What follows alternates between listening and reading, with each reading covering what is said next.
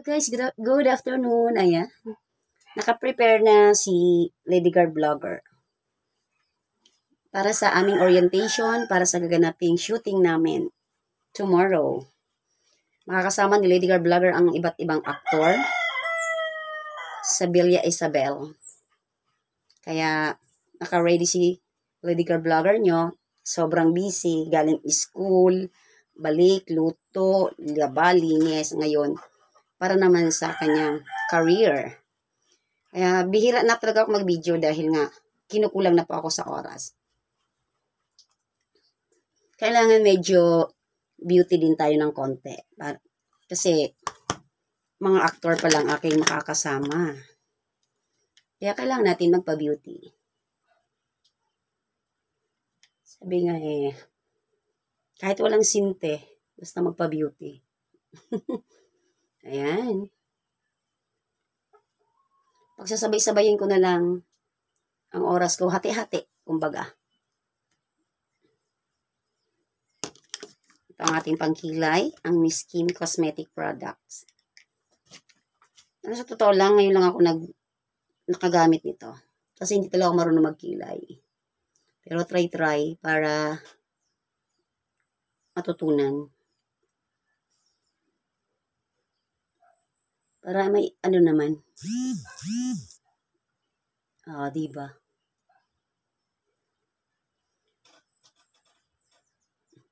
Ayan. Para medyo may design naman.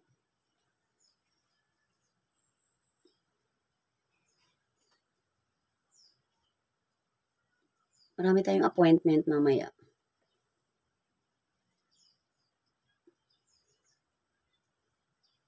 Gaganapin namin shooting tomorrow, August 3.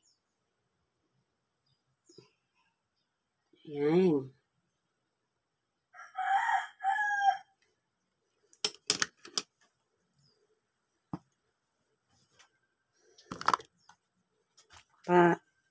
Pa-beauty muna tayo para kahit paano may dating.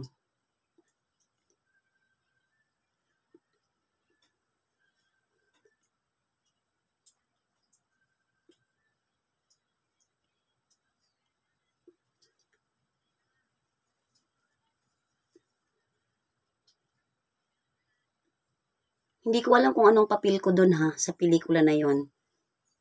Pero always ready si Lady Guard Vlogger. Mapaiyak, mapatawa, mapasayaw, mapatumbling. Gagawin ko yan pag sinabi ni Direk.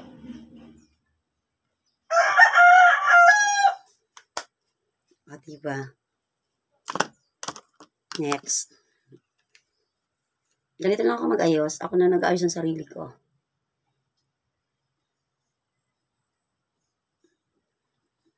Para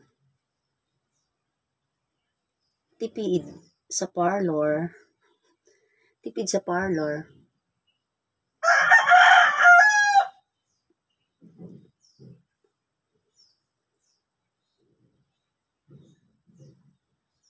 Ngayon nag-iisip kayo, no? Ano kayang pelikula ang gagawin ni Lady Guard Vlogger? Diba? Taray. Taray ni Lady Guard. Yan, marami naman maano dyan.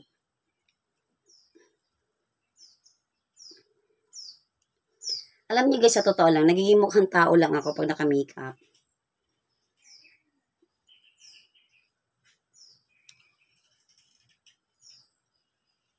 Diba?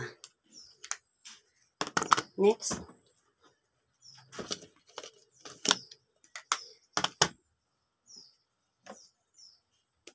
Lipstick naman tayo. Dali lang.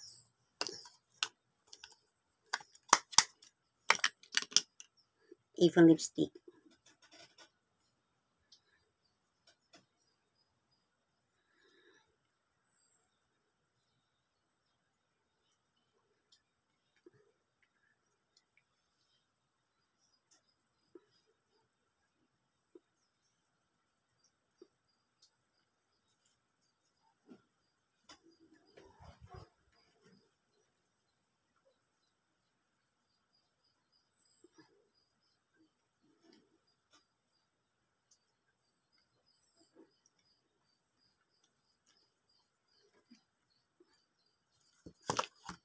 O, diba?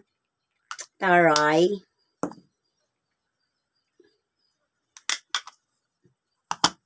Okay na blush on ko.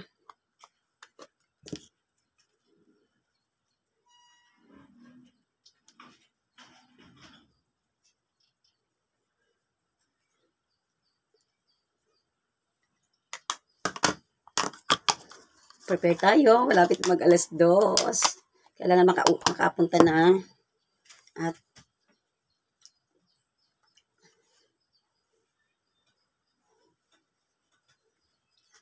prepare na. Handa na pagdating sa shooting.